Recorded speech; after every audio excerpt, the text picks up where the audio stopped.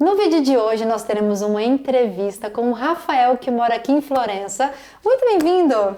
Obrigado, Priscila. Aquela pergunta de praxe, tá feliz por estar nesse canal? Estou super feliz, na verdade, é uma honra para mim poder conhecer você presencialmente, né? Faz anos que eu acompanho o canal seu, enfim, é um prazer. Que bom, até porque se ele falasse que não é um prazer, pegaria bem mal pra mim. Então vamos fingir que ele está sendo honesto e a gente vai fazer esse vídeo. Ele tem muita coisa pra falar pra vocês, então acompanhem a gente que vocês vão adorar a entrevista de hoje.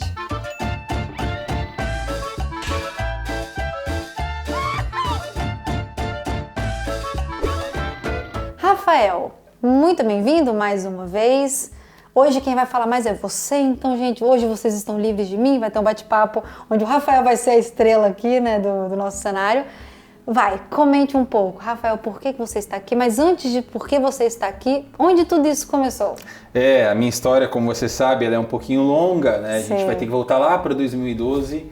Eu fui fazer um intercâmbio no Canadá, um intercâmbio que duraria aí cerca de 6 meses. E logo no primeiro mês eu acabei conhecendo a minha esposa e ela é italiana. Então, na época eu não sabia o que faria, se eu permaneceria no Canadá, se eu voltaria ao Brasil, se eu me mudaria para a Itália. E eu precisava também de dinheiro, então eu pensei, bom, eu vou voltar ao Brasil, economizar uma grana para depois me mudar para a Itália. Mas por que isso era possível? Porque eu lembrei que eu era neto de italiano, mas eu não tinha a cidadania. Então eu dei uma acelerada no processo de busca dos meus documentos, organizei tudo certinho, traduzi, juramentei, como eram os trâmites da época, não sei se hoje ainda é assim. E acabei me mudando para a Itália, cheguei aqui em novembro de 2013 e dei entrada na minha cidadania. E a partir do momento que eu passei a morar aqui, eu me adaptei à Itália, gosto muito de morar aqui e estou aqui desde então. E o que te motivou ao Canadá? Você foi fazer só um estágio mesmo? Já tinha vontade de morar fora? Ou foi uma experiência mais programada? Tipo assim, não, vou fazer um intercâmbio, vou voltar para o Brasil. Foi alguma coisa mais profissional ou foi não, essa experiência de querer viver uma coisa nova? É isso que você disse, Priscila. Na época eu tinha essa vontade de agregar algo ao meu currículo. Eu queria melhorar o meu inglês, mas eu também queria aprender uma língua nova. Então eu escolhi a cidade de Montreal, no Canadá, para poder... repito, né? Aprender o francês e melhorar o inglês, só que acabei aprendendo italiano, então acabou, a gente planeja as coisas, mas elas acabam se transformando em outras completamente diferentes. E naquela época você ainda não era legalizado, você voltou para o Brasil, continuou no Brasil um tempo e depois veio para a Itália. Chegou e já foi fazer seu processo, deu tudo certo? Como é que foi essa primeira experiência? Sim, na verdade eu estudei bastante, né? Antes de me mudar para cá, eu queria saber como funcionava. Então eu cheguei aqui, no dia seguinte já fui na delegacia, né, que a gente chama de questura, para dar entrada ao meu processo de reconhecimento de cidadania por iuris sanguinis, né? Eu não sei como falar em português. E aí tudo correu bem, eu expliquei para o funcionário da prefeitura como funcionava, porque na época ele também não sabia, eu era o primeiro caso, eu acredito que eu seja até hoje o caso dessa cidade, que é uma cidade de 4.000 pessoas que fez o meu processo. Então, a gente foi de boa, assim, foi tranquilo, ele ficava assim, poxa, mas por que você escolheu a minha cidade? Você não tem uma outra cidade para você ir? Logo aqui, né? Pois é, e aí acabou dando tudo certo, né? E eu fui aprendendo também a falar italiano, e as coisas foram desenrolando, fui arranjar emprego, fui me adaptando, fui formando a vida de um cidadão, né? E quando você veio, tinha a sua esposa, na época ela não era sua esposa ainda? Não era isso. Casaram aqui. Você já tinha uma cidade definida? Então, beleza, você era de São Paulo, né? Isso. Então era uma pessoa acostumada assim, depois você foi pro Canadá, uma cidade grande, lá Montreal também é grande, não é? Tem, sim, são 4, 5 milhões de pessoas que vivem lá, é grande. E já tinha tido alguma experiência na Itália? Já conhecia? Então, meu pai já tinha vindo em novembro de 99, mas ele veio a passeio e é uma outra realidade, né? É muito diferente você viajar, passear do que escolher um país para se mudar, né? Porque você muda toda a sua vida. E na época que eu estava no Brasil, eu conversava com a minha esposa e eu dizia, olha, eu sempre trabalhei com relações públicas, então eu já mirava uma cidade grande, né? Uma cidade como Milão, que é algo que mais se aproxima da realidade de São Paulo, né? Que era a minha realidade. Então, eu precisaria escolher uma cidade que tivesse um mínimo de um tamanho, de uma grandeza. E acabei escolhendo Florença por estarmos na Toscana, mas por uma questão até de alfabetização, por mais que eu fale italiano muito bem, eu não sei escrever como uma pessoa nativa daqui. Sim. É o que a gente estava conversando antes. Eu sou formado em comunicação social e em jornalismo. A gente tem no Brasil uma pessoa que nasceu, que tem a mãe língua em português e que fez uma universidade para escrever nessa língua. Então, o italiano, para mim, ficaria mais distante de todo esse processo. Então, eu passei a trabalhar com hotelaria, me encontrei bem, né, nesse ramo, por ser um ambiente internacional, conheci várias culturas diferentes. Eu também, na época, falava outras línguas também que me ajudavam a fazer um atendimento adequado. E foi isso. Você tinha alguma visão da Itália antes de vir para cá? Você já imaginava como seria? E como você imaginava, foi quando você chegou? Ou o primeiro impacto foi assim, não, isso aqui é totalmente diferente, é melhor, é pior? Como é que foi essa chegada? Você me fez lembrar de uma coisa bem engraçada. Eu não tinha ideia de como era a Itália. Eu tinha ideia de como era Milão e Roma, né, que são as cidades mais importantes. E quando eu cheguei aqui, eu aterrissei no aeroporto de Pisa. E aí eu do lado da janela falei, nossa, eu tô aterrissando num pasto, eu só vejo verde. Porque quem mora em São Paulo vê aquela selva de prédio. Minúsculo. Exato, você só vê um monte de prédio, casa.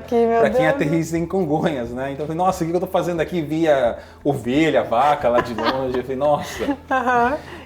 E aí eu vi que não, tinha uma pista, né, para aterrissar, né? Porque de longe parece que não tem nada, né?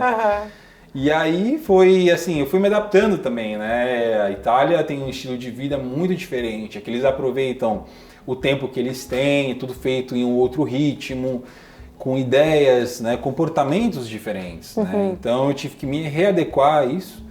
Mas a experiência que eu tive no Canadá, né, que foi minha primeira experiência internacional de viagem, me ajudou muito, né? Nossa, muda, porque eu acho que muda a nossa postura, a nossa visão, até a nossa mente para aceitar algumas coisas de morar fora, né? Acho que a primeira tentativa é sempre a mais difícil, né? Pois é, eu no Canadá, por exemplo, né, a gente sai do Brasil e muitos brasileiros comem muito arroz e feijão. Então você vai para o Canadá, você não vai encontrar arroz e feijão, mas você também não vai encontrar arroz e feijão aqui, como nós fazemos do nosso jeito. Sim. Então quando eu cheguei aqui eu já sabia o que eu não iria encontrar, né? Porque quando a gente muda de um país para outro, a gente sempre vai procurar coisas que lembrem a nossa casa, coisas que estão na nossa zona de conforto, né? Sim. E você me lembrou uma coisa. Durante essa semana alguém mandou mensagem assim no Instagram. Pri, aí em Florença tem prédios muito modernos? E eu respondi, falei assim, olha, não, porque você não tem como imaginar Florença cheia de prédios modernos. Então, e infelizmente muitas pessoas vêm em busca dos prédios modernos. Então você já sabe, não, aqui não é o lugar que você vai encontrar isso, você vai encontrar outras coisas. E você ficou feliz com as coisas que você encontrou aqui? Ah, com certeza. Eu, por exemplo, a gente está falando agora dos prédios, depois de 4 meses que eu estava morando aqui, eu aprendi que os prédios aqui eles chegam até o 7º andar de altura. Por quê? Eles construíram a cidade dessa maneira, para não importa o quão longe você esteja, você sempre vai ter a chance de admirar o Duomo. Que ele tem que ser o protagonista da cidade, né? Não os prédios. Olha, deve ser igual então em Budapeste, onde fizeram aquele palácio, que agora eu me esqueci o nome também. Eu não conheço. Eu esqueci o nome, mas nenhum prédio pode ser mais alto do que ele. Gente, eu não sabia disso da Duomo, que legal. Então toda a arquitetura da cidade ela já foi projetada para o Duomo ser a estrela, né? Da cidade. Né? Quem puder ver um dia vai ver essa estrela, essa obra maravilhosa de perto. Então, eu fiz um curso de História da Arte também, agora que você falou eu estou lembrando, para entender, né, um pouco como eles pensam, por que eles preservaram tanto, né? Florença tem muitas das coisas que começam do século 13 e 14 que são assim até hoje. Sim. E eu estava conversando com um amigo meu, até fiz uma entrevista com ele.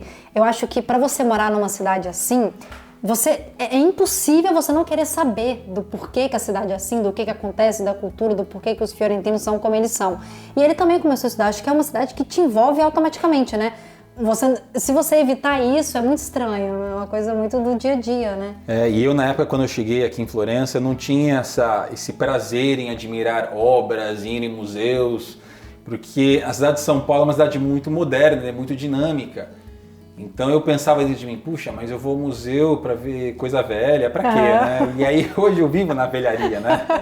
E hoje nós somos felizes nessa velharia. Pois é, mas aí você entende por que foi feito daquela maneira, o porquê, o trabalho que tem, por que foi feito para se preservar, e aí você acaba gostando, e aí você percebe, poxa, mas às vezes as pessoas, as cidades, né, mais modernas, fazem construções por fazer sem nenhum... Que legado aquilo vai ter? Que história? Qual é o motivo, né? Exatamente. O que te traz aquilo? É isso. Quando você chegou, então, você estava me contando dessa primeira experiência sua em hotel, que é o mesmo hotel que você está até hoje. Isso. O que te seria exigido naquela época para você conseguir a vaga que você faz hoje? Você puder até explicar um pouquinho o que você faz no hotel, como que funciona? Sim, hoje eu trabalho como concierge. Concierge é a pessoa responsável por endereçar, eu não sei mais falar português, mas... Acontece, amigo, vai, faz símbolo. Eu sou responsável em indicar aos clientes, né, aos turistas do hotel, onde eles podem almoçar, qual museu eles podem visitar, onde eles podem ir, que tipo de vinho tomar. Gente. Então eu tenho que ter essa preocupação no bem-estar do hóspede, né? Uhum. Então, na época, isso eu estou falando de 2014, no início, o Brasil também viu uma realidade completamente diferente do que é hoje, né? Sim. Muita gente vinha para cá, o Brasil economicamente estava bem, a diferença de câmbio para euro não era tão alta quanto é hoje. Sim. Então isso me ajudou bastante, né? Inclusive todo o processo seletivo para entrar no trabalho, enfim, foi um aprendizado também. Uhum. Foi muito difícil essa seleção? Tipo assim, você estava procurando várias oportunidades, teve dificuldade ou não foi mais fácil? Como é que era naquela época se você quisesse se inserir? Ou foi uma coisa muito assim, nem queria me inserir e acabou que eu consegui o trabalho? Na verdade, aqui na Itália a gente tem as agências interinari, que são empresas que cuidam do seu perfil, elas fazem a ponte entre você e uma empresa. Se você vai em determinada uma empresa, bater ali na porta, oi, olá, eu me chamo Rafael, eu queria um emprego, eles não vão te atender. Por Você quê? tem que fazer esse intermédio com essa empresa. Com essa empresa, com essa agência internária. Todas as empresas preferem fazer isso. Então eu me inscrevi na agência internária, mas na época, no meu caso, eu posso dizer que foi um pouco de sorte. Eu estava inscrito na comunidade de brasileiros em Florença e essa agência internária me contactou, me mandou uma mensagem em privado. E eu não sabia o que era agência internária, eu tinha um mês na cidade, um mês e meio.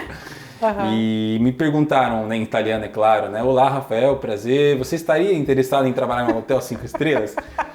Na hora ali, eu vi o nome da empresa, da agência internária, falei, o que é isso? Acho que é um vírus, né? Se eu clicar, vai... Um vírus que mudou a sua vida, né? Um vírus que mudou... É um vírus que mudou a minha vida para o bem. Então, aí eu falei, bom, vou responder, vamos ver o que acontece. E disse que sim. E aí me perguntaram se eu podia fazer uma entrevista. Eu falei, claro, quando? Agora. Eu falei, mas como agora? E aí eu entendi que a gente fez uma entrevista por Skype e hoje eu entendo que na época queriam ver qual era o meu nível de italiano. Para eu poder trabalhar nesse hotel onde eu trabalho até hoje. Então fui fazer depois a entrevista presencialmente com a gerente de recursos humanos do hotel. Fiz a entrevista e, é claro, ela já tinha todo o meu perfil. E aqui na Itália também eles trabalham muito com essa confiança. Eles contratam uma empresa para analisar um perfil. Que no caso, meu na época, era um brasileiro que falasse inglês, que falasse outras línguas, que fosse jovem. Então eu entrei naquele perfil. Tinha que ter alguma formação? Tinha que ter alguma formação, isso é importante. Eles não me pediam uma formação específica, mas eles sempre estão atentos se é uma pessoa que se está se atualizando, se é uma pessoa que estudou. Olha que bacana. Porque... isso é até uma coisa importante, Pri, que você comentou. Claro que eu trabalho em um ambiente de hoteleiro que as línguas são fundamentais. Mas na Europa, principalmente aqui na Itália, é muito comum você encontrar pessoas que falam 3 até 4 línguas. Isso é normal. Então, então ter uma faculdade, falar 3, 4 línguas é uma coisa normal, não é nada de extraordinário. Então as pessoas elas também, para quem for brasileiro e estiver pensando em se mudar para a Itália, tem que pensar também nessa capacitação. De investir em si mesmo, né? Se uma pergunta, já voltando, vindo para o presente, depois a gente volta lá para o passado. Se você chegasse hoje aqui, não, vamos esquecer a pandemia. Vamos então falar de 2019, antes da pandemia? Sim. Você acha que teria sido da mesma forma ou aquela época ele tinha mais contratação ou não? O mercado continua igual aqui em Florença? É uma coisa que sempre tem a demanda? Então, Florença é uma cidade turística. Ela sobrevive quase exclusivamente do turismo. Claro que ela tem polos importantes, como é a moda, como são as empresas de vinho, que são fora da cidade de Florença, mas o ganha-pão da cidade mais forte é o turismo. Se eu tivesse me mudado hoje, provavelmente eu não estaria trabalhando até onde eu trabalho hoje, porque eles não estariam procurando alguém que falasse português. Porque hoje a gente tem muito menos clientes, mas outras vagas acabariam aparecendo. Né? Eu acho que o mercado ele é dinâmico. A gente sempre tem que tentar entender em qual direção ele está indo. Naquela época o turismo era importante, mas um turismo para pessoas que falavam português. Olha só. Hoje não é essa a primeira necessidade do turismo. Então, voltando para 2019, talvez se eu falasse russo, teria sido a primeira escolha se eu tivesse chegado em 2019, mas eu não falo russo. Então, se eu tivesse chegado aqui, provavelmente eu teria me capacitado, eu teria estudado, eu teria me dedicado a alguma área que fosse completamente diferente da do turismo. Se alguém tivesse interessado em ter esse tipo de trabalho hoje, você teria uma dica em específico? Porque assim, muitas pessoas falam para mim sobre essa questão de hotel. É claro que o hotel que você trabalha é um hotel de luxo. Sim. Então a gente tem um hotel que cobra 1.000 euros a diária e tem um hotel que cobra 50, 100 euros. Então, claro que o perfil do funcionário vai ser completamente diferente. Mas se a pessoa estivesse interessada nisso hoje, você continuaria indicando não vai nessas agências específicas, sei lá, você tem que ter o perfil de pelo menos os idiomas, que eu acho que é o mínimo, a questão dos idiomas. Eu não sei se só o inglês basta, o inglês e o italiano, se é alguma coisa a mais, assim. Tem alguma coisa específica que a pessoa pode fazer hoje, você acha? Olha, você disse muito bem, Pri. O inglês é essencial, ele é fundamental. O italiano também. Com certeza. Porque muitas das vezes, para quem for trabalhar no turismo, tem que pensar que o italiano também é um povo que viaja muito. O italiano gosta de viajar, ele viaja muitas vezes no próprio país. Então, se você não tiver um italiano também em um nível bom, fluente, dificilmente você vai ter um trabalho, né? E assim, o que eu percebo da cultura italiana, né? Eu, por ter tido uma experiência também, não só no Canadá, mas na Inglaterra também por um curto período de tempo, o italiano ele é uma pessoa que lhe dá a oportunidade se ele sentir que essa pessoa tem propriedade, se ela tem algo a oferecer. E o italiano, a partir do momento que ele te abraça, se ele percebe que você é uma pessoa comprometida, uma pessoa que tem qualidade, dificilmente ele vai te deixar para trás, ele vai te ajudar. Porque ele entende que você é um recurso importante para aquele tipo de trabalho que ele faz. Isso não importa se eu estou trabalhando no setor hoteleiro ou de restaurantes, eu acho que tem espaço para todo mundo. Engraçado, eu que comecei numa coisa totalmente aleatória, eu comecei com limpeza. E eu lembro do dia que ele me perguntou se eu estava interessada em trabalhar no restaurante. E eu fui super sincera, eu falei assim, olha, eu sou farmacêutico de formação, nunca nem fiz limpeza, mas eu faço o que você quiser, eu aprendo assim muito rápido. E ele falou, tá, então amanhã você começa como cabeleireira. Eu falei, tá, mas eu não falo italiano, não falo inglês, não falo nada. E ele me deu a oportunidade. Quando eu comecei lá no Lava Piatti, ele percebeu, opa, essa menina aí, ela tá indo bem demais para ficar só no off. Me tirou do Lava Piatti e me colocou como garçonete. E eu senti que se eu continuasse, porque na vida mudou e eu saí para desenvolver o que eu desenvolvo hoje, mas se eu continuasse, eu percebi que o meu perfil era de uma pessoa assim, opa, ele tá vendo o que eu tô fazendo. Então a gente consegue também se destacar. E quando você se destaca, é automático. Entendeu? Se ele tivesse que demitir 10 pessoas, talvez ele demitiria as 10 e eu ficava, por exemplo. Claro, né? Porque a gente consegue se inserir nessa... eu acho que nesse caso seu, o seu patrão na época, ele viu o seu comprometimento, que isso é a coisa mais importante. Você me fez lembrar de uma outra situação. Quando eu cheguei aqui, eu queria, claro, eu não conhecia brasileiros, então eu tentava me comunicar em português o máximo que eu podia. E muita gente que às vezes me passava, eu ando de bicicleta pela cidade, me perguntava se eu podia ajudar, indicando para algum tipo de trabalho, no hotel mesmo onde eu trabalho até hoje.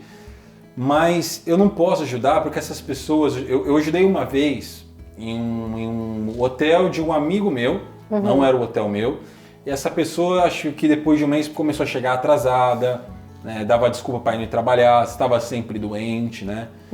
Então começam a dar aqueles pepininhos, né, que ninguém quer ter, né? Então eu percebi que isso também não poderia me ajudar. E assim, muitas das pessoas que me procuravam também não conseguiam falar inglês.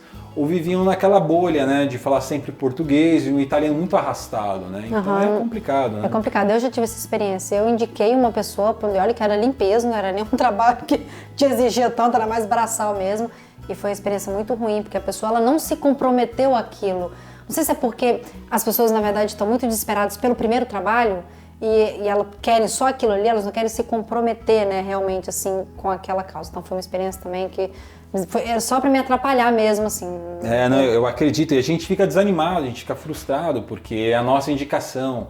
Eu acho que as pessoas aqui do Brasil, quando elas vêm para a Itália, elas acabam, às vezes, se atrapalhando com esse conceito de trabalho. Olha, hoje eu vou faltar no trabalho porque eu estou fazendo limpeza. Então não é um grande trabalho, não é um grande quê. E na verdade não é assim. Todo trabalho ele tem a sua importância. Aqui fora a gente vê muito mais isso do que no Brasil. Exatamente. Acho que é porque lá ainda a mente não tá...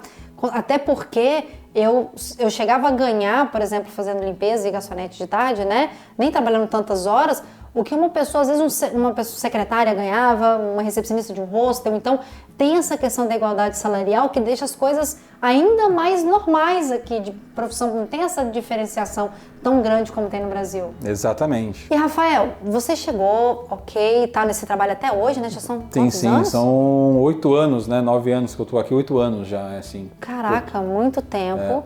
E agora falando mais da cidade. Como que foi chegar em Florença naquela época? Você sentiu uma mudança na cidade desde então? Sim. Eu tenho vários casos engraçados, mas para mim o mais emblemático é o seguinte, você acaba de chegar, você tem computador, mas você não tem impressora, né? Você ainda está se adaptando aonde você está morando. E eu saía para imprimir currículos, e geralmente eu usava o final de semana para me preparar, né? Escrevia o meu currículo, analisava as empresas onde eu podia deixar o meu currículo, etc. Segunda-feira, todas as papelarias fechadas. Primeira decepção com a Itália. Exato. E aí? Né? Aí eu falei, nossa, eu não acredito. Aí hoje eu entendo o que acontece. O pessoal que trabalha nesse setor, eles trabalham até sábado, 7h30, eles descansam domingo e segunda-feira. Ninguém é obrigado, né, gente? Então, para mim foi um sofrimento, porque eu já queria mandar o meu currículo para uma empresa, né, passando por ela, ou numa agência internária, né? Eu não podia nem imprimir o meu currículo, né? Então isso para mim foi um choque, né? Aqui você tem horário para tudo, enfim, teve várias coisas que eu tive que me adaptar, mas essa história da papelaria e cortar cabelo também, né? Eu também queria já me produzir, né? Para ir para uma empresa, não podia, tinha que esperar até terça-feira. Gente do céu! E olhando assim a sua visão, né? Porque cada um tem uma experiência. Claro. Você com o seu perfil hoje casado, sem filho, já trabalhando aqui desde a época que você chegou. Como é Florença para você? Você acha que é uma cidade que tem de tudo, atende às suas necessidades, desde a questão de saúde, estudo, se você quiser estudar, compras? O que você sente, a sua experiência vivendo aqui? Olha, Florença é uma cidade, por ter aproximadamente 400 mil pessoas, é uma cidade, ao meu ver, que tem muita oportunidade. Se nós compararmos a dimensão de Florença com outras cidades da Itália de um modo geral, Florença é uma cidade que tem muita coisa. Não vou dizer que tem tudo, porque não sei o que significa ter tudo, mas é uma cidade que te oferece muita coisa, né? Então, eu acho isso um ponto muito positivo. Realmente, para quem for querer trabalhar, estudar, ou quiser viver mesmo a vida aqui, eu tenho certeza que a pessoa vai se adaptar. E uma pergunta, agora é mais opinião pessoal sua, claro, mesmo assim, né? Se você se sentir à vontade, né, para falar. Vamos lá, temos dois perfis. Vamos imaginar que um casal de jovens quer morar aqui, pessoas que também fizeram graduação, que falam mais de um idioma, e uma família com 2 crianças, pessoas simples que trabalhavam com qualquer coisa aleatória. Você acha que aqui seria uma boa opção? Ou você acha que Florença é uma cidade que é mais nichada para um determinado tipo? O que você sente nisso no dia a dia? Conhece outras pessoas que vieram para cá com criança?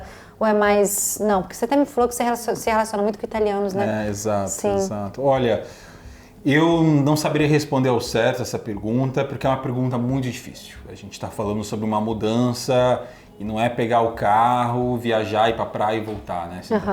É uma mudança de vida, não só sua, mas das pessoas que você está trazendo consigo, né?